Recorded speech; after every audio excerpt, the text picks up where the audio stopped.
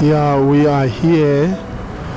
Kabakala, our late brother Matthews Mabelane, who was killed brutally by the previous South African police.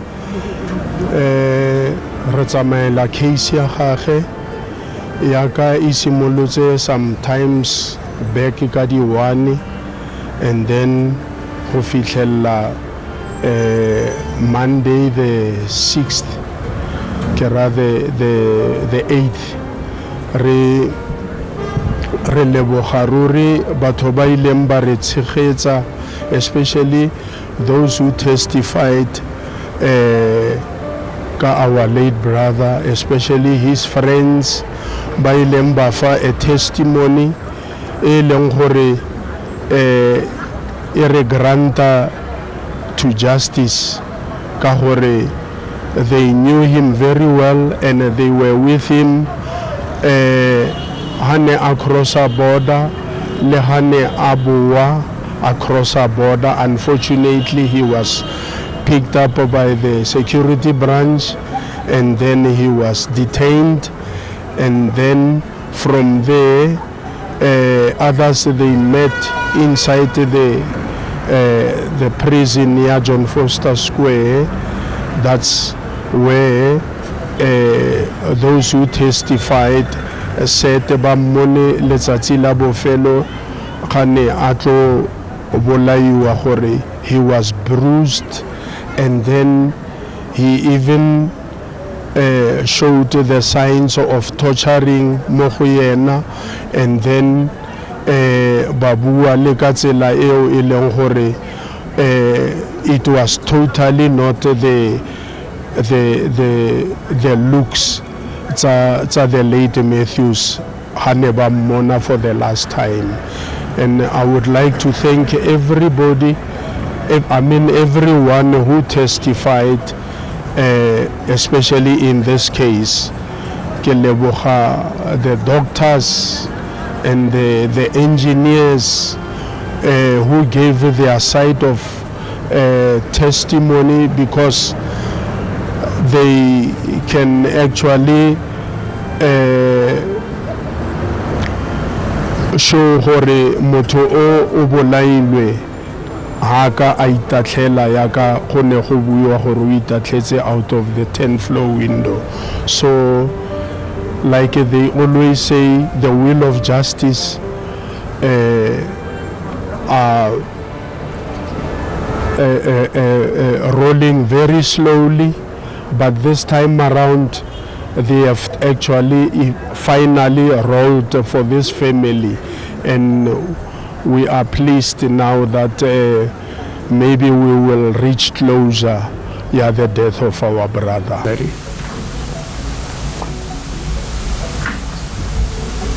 May it please the court, my lady. My surname is Miller, J.A., confirming appearance on behalf of Mrs. Viljoen, instruction from Justice Mitchell attorneys. My lady, I've been instructed to read a letter into the record, as we discussed in chambers, from my instructing attorney. It is as follows. I have been a practicing attorney for the past 33 years and currently practice as an attorney, notary public and conveyancer of the High Court of South Africa. From the outset, it was never our instructions to formally appear on behalf of Ms. Liana Burtis, our client, Mrs. Viljoen that is, in these judicial inquest proceedings. Our express mandate has always been limited to assisting and properly advising our clients regarding the applicable procedure. From the outset, we have cooperated fully with the South African Police Service and with Warrant Officer Marshall. Our client has voluntarily attended whenever required to do so. Similarly, our office has repeatedly approached Advocate Jozi Captions, public prosecutor, to ascertain on which date our client would be required to testify. From the outset, it was peculiar that the prosecutor disclosed my personal cellular telephone number without my consent or authority to the legal team representing the family, being Bowman Gilford and attorneys. Thereafter, Bowman Gilford and attorneys contacted us with what may only be described as threats, and amongst other things advised that my client would be compelled to appear in person. The prosecutor is responsible for conducting the examination and inquest process. My client is a witness for the state and serves as a friend of the court. We therefore find it highly unusual that she should be required to have a defense team to protect her rights when she is in fact a witness for the prosecutor and a friend of the court. Subsequently, Mr. Andreas Joubert of my office held several discussions with the prosecutor. During one such discussion, the prosecutor unexpectedly handed the telephone to counsel acting for the family, apparently on instructions of Bowman Gilfillan Incorporated. We regard this conduct by the prosecutor as wholly inappropriate. We have held no direct dealings with Bowman Gilfillan Incorporated, and when Mr. Joubert requested that the matter be addressed to the public prosecutor, this request was not accommodated. The public prosecutor thereafter informed Mr. Joubert and Bowman Gilfillan Incorporated thereafter was threatening to institute perjury charges against our client. For what reason, we are not sure. Following a heated exchange between Mr. Joubert and counsel for the opponent, the matter culminated in an order being granted in the absence of myself and Mr. Joubert. In addition, a subpoena was issued compelling our client to attend court on this day. This is entirely improper, as the order was granted in circumstances where neither Mr. Joubert nor I was present, and in respect of proceedings of which we had no knowledge. I take the strongest exception to what appears to be the collaboration between the prosecutor and Bowman Gilfillan Incorporated in order to achieve this outcome. Such conduct raises serious concerns regarding procedural fairness, impartiality, and the proper administration of justice. Obtaining an order against colleagues in their absence in circumstances where there was absolutely no substantive basis upon which such an order would properly have been sought is entirely unacceptable, particularly in light of the fact that we are present solely in an advisory capacity, and our client has cooperated fully from the outset.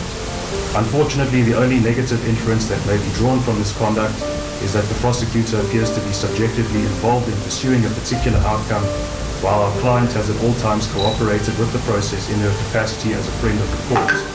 We find it highly unusual that other witnesses are permitted to testify virtually, whilst our witness is required to attend and testify in person. This is particularly concerning given that she has cooperated fully throughout, and no reasons have been provided as to why she is being treated differently from other witnesses. The resulting impression is that our client is being treated unfairly. To the best of our knowledge, she is the only surviving former member of SAPS who was stationed on the relevant floor at the time of the incident, the alleged incident. In the circumstances, the question inevitably arises whether she is being subjected to discriminatory treatment. As her attorney, it is my duty to protect her rights fully. This compels me to raise the concern whether she is being disadvantaged because she is Afrikaans speaking and a former member of the South African Police Service. While I make no definitive allegation in this regard, the manner in which this matter is presently being handled gives rise to the serious concern.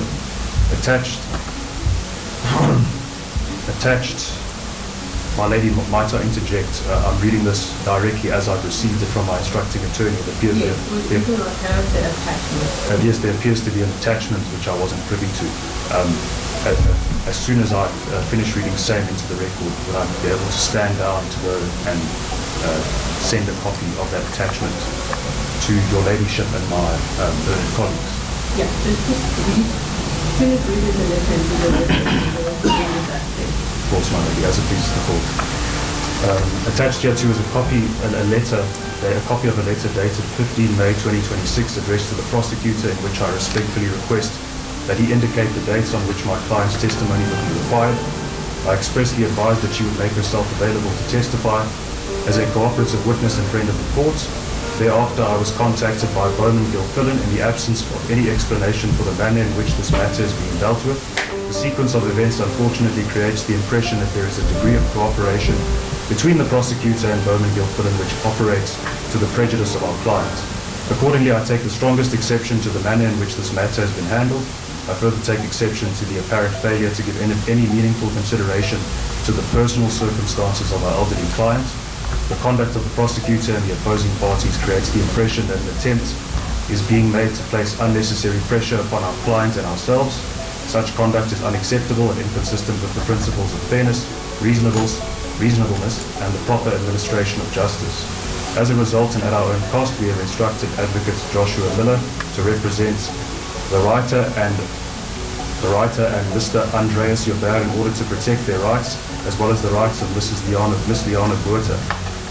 For the record, no notice was ever given to us that an application would be brought for a court order against us, nor was any court order formally served upon us personally, as the public prosecutor is well aware he is required to do. This is necessary because based on the conduct outlined above, it is apparent that the prosecutor does not regard our client as a friend of the court, and that the writer and Mr. Yubert are being subjected to undue pressure and intimidation in our absence by orders being sought and granted against us in circumstances where we were not present to place our position before this court. This conduct is entirely improper, and the actions of Bowman Gilfillan Incorporated are strongly regretted. All our rights, as well as the rights of Ms. Liana Botha, are expressly and fully reserved, particularly in light of the threats that have been made and the fact that court orders have been obtained in our absence without us being afforded the opportunity to protect our interests, and in the circumstances of present here this morning, as expected of her in her capacity as a friend of the court, and Advocate Miller will protect her interests in circumstances where there has been an absence of proper protection from the prosecutor. Thank you, my lady. My lady, we have not received this letter that has been read into the report, but however, if it can be given to us so that we can peruse it and reflect, and then we can be in a position to respond. But I just wish to stress out to this court, my lady, that the witnesses that are appearing in an inquest proceeding are not the state witnesses, as it would appear in the letter that has just been read. These are court witnesses. I don't have witnesses, my lady. It's procedurally in an inquest. These are court witnesses. I assist in terms of leading these witnesses, my lady. But however, I will reflect to the letter once it's served on us, and then if it's necessary, my lady, I'll address this court with regards to that. But the witnesses that I'm leading are not for the state, are the court witnesses. Excuse me. My lady, since it's been read into the record, it is now part of the court record, and there should be no reason why it should not be submitted and put up in hard copy as well. My lady, we take serious exception to the attitude and approach of Mr. Mitchell. As I mentioned previously, he has done a disservice to this court and his own client. We vigorously dispute the allegation that Bowman's attorneys and or myself have made threats against either Mr. Mitchell or his client. On the contrary, my lady, we have attempted to go out of our way to ensure that Mrs. Viljoen's rights are protected, and the failure of Mr. Mitchell to ensure that she has been represented at this court has jeopardized her position, and that is why we insisted in the discussion that Mr. Mitchell refers to. We simply said to Mr. Mitchell that Mrs. Viljoen needs to be represented so her rights can be protected before this court. So the claims of either Bowman's or the prosecutor issuing threats is just nonsense. It's just absolute drivel, my lady. The claims that the attorneys have been intimidated and pressured is also just, with respect, false claims. And my lady, we expected this approach, given the previous communications of Mr. Mitchell.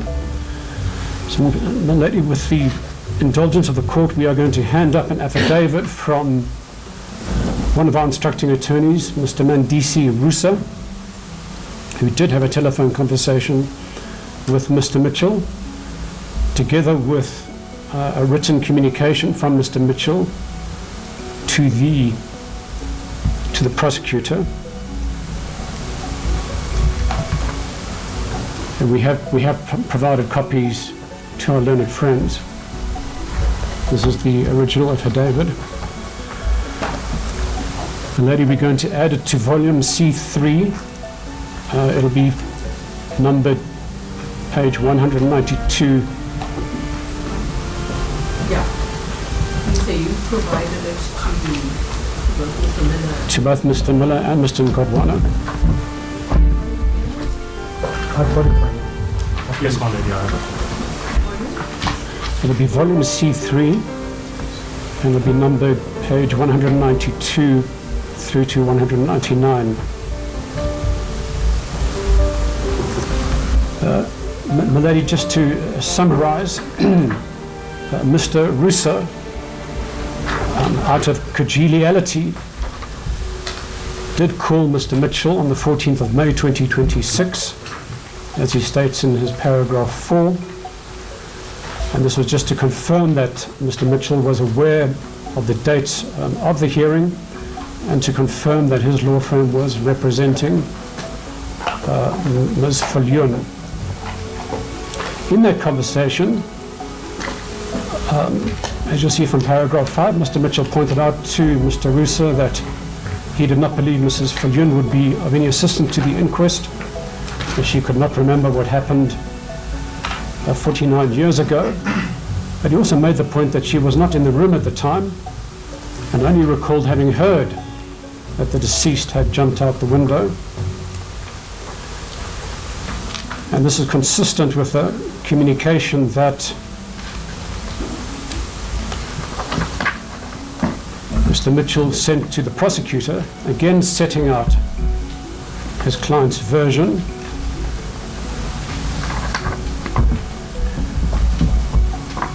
And on the second page of that email, he says he's had a proper consultation with his client.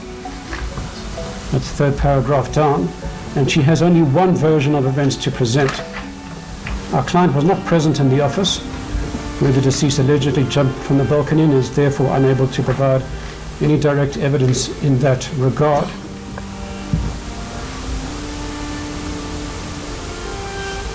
And further down he says she was not directly involved with the deceased and was situated in a different office at the relevant time. Now, given that the version Mr. Mitchell has put forward to both Mr. Russo and the prosecutor, we anticipated that her interest would be protected at this court, so we were quite surprised at the account that Mrs. Viljoen gave at the inspection, and the decision of Mr. Mitchell not to have counsel present in court for her testimony. My lady, that of course is highly inappropriate and undermines her rights, and that's why we did not see it fit to proceed with the evidence in the absence of counsel. And we simply took the proper view that this witness deserved representation, and she deserved to be advised properly before giving evidence before this court. And to suggest that myself, Bowman's, or the prosecutor have intimidated or pressurized Mr. Mitchell is completely without foundation. We simply acted properly in ensuring that the rights of this witness are protected before she gives evidence under oath. That's our submission. That is what they appear to be saying, my lady. But perhaps those submissions are made in ignorance of the potential risk that their client is at. And even if they decide to allow the prosecutor to lead her evidence, Mrs. Viljoen should still be represented, because she is a person of interest in this matter. And we believe it would be improper for this court to permit her evidence under oath without such representation, given that she is a person of interest and given that there is a potential conflict. Myself, Boss, Matthew, and Gap. And there's one guy, though, who I only know as Debu. And I only remember him because he used to stay at the Mabelane secondary school. with Drake Walker. Drake Walker was one of our elders in the country, in the Black Allied Workers Union. So when he escaped with Botswana, he housed this guy together with a few other refugees. I know him because they had a little bit of an altercation with CNC machine because they disagreed on some issues. Let me just go back as far as that is concerned. CNC left in September after the first 3 days strike that we executed in 1970. When he left in the place, he stayed, and then we saw that he had actually gone to London. He was supposed to go to Holland, in fact, but then they took the wrong plane and ended up being detained at Gatwick Airport in London. And so somehow they got assistance for them to stay in London. CNC, if you know CNC machining, you would know that he was one of those people who could epitomize what Black and Shopper's movement is like. He was fearless, he was very confident and all that. But some people probably thought that would be arrogant. So when he left Botswana to go abroad, he already had some people that were thinking differently. And the people that I'm talking about are people that have actually come into the country earlier. In the 70s, 75, 74, there were people who escaped to Botswana who were supposed to be state witnesses, I think, in different types of trials and things like that. So we find them in Botswana. And I think the attitude was not the favorable one to us as the class of 1976. And now I'm feeling very good that I actually finally testified. It's been long coming. Harper's created quite a lot of stories on the side that you couldn't fight, but that the testimony is in court and it's done under oath actually released quite a lot of weight on my shoulders. One was feeling very uncomfortable that Mabelane seems to have been forgotten. When they speak about other people who were tortured in these cells, Mabelane is actually representing the June 16 these people, and for him to go that way and nobody says anything, that was very discomforting. Yes. But at least last week, this week, and today, the testimony was very good about Mabelane. Yes. And it's about time that the country, the public, people get to know about who is Mabelane and what young people are doing on the 50th anniversary of June 16. Because there are many people who are going to use this as electioneering and campaigning for votes and so on. We're not about that. We're about justice, and I think it's good that we came to this point. It's unfortunate that one of the representatives of South African police force at the time, the woman who says was there and she's the last one to be around, could not testify due to legal arrangements. But she'll be coming on the 21st of July, is it? And she's coming to give her testimony to Peyton. Cover up. During the testimony of the other witnesses, they kept on asking, were women around during that time? And as far as you're concerned, I was one of those people who were tortured. And then many others of my comrades and friends. There were not women around. So what is it that she was going to say? Except to come forward and to give cover up. Hopefully, the council, hopefully the advocates and so on, will pin her down and expose her lies. I was just, I'm happy that, I'm also happy that Mabelane, the story is now out, and you know the country knows that the apartheid system, injustices affected one of our leaders, one of the SRC leaders, you know. So really and then I hope continue. I hope the society will know that how the BCM and AZAPO and other like Black consciousness movement were involved, because most of them were so active and then nothing was done. Like right now, Bob Matthews, Mabelane were coming to work underground here in South Africa, and that's how they were caught, and then he was killed. But now I'm disturbed by the thing that they keep on saying he allegedly committed suicide. I don't think that he committed suicide. I think they killed him before he even went, because there's a witness who said that the way he fell like an object, like a heavy object. It means that he was already gone by the time they threw him from the 10th floor. So I'm happy everybody will know about Matthew Mabelane, and then his name will be written in our history books to say that he was one of the people who was sacrificed, for our cause, for our liberty. Thank you. Lastly, on my side, the face of the youth of 76 it's not there. It's faceless. Young people of 76 did this, young people of 76, these are the faces. These are the faces. When they say young people of 1976 and the leadership of 76, no, it's no other than these people that you see standing next to you. The government, or the ANC rather, it seemed to have made a point to erase us from history, to completely just move us away, and actually put an alternative narrative which does not include the entire truth.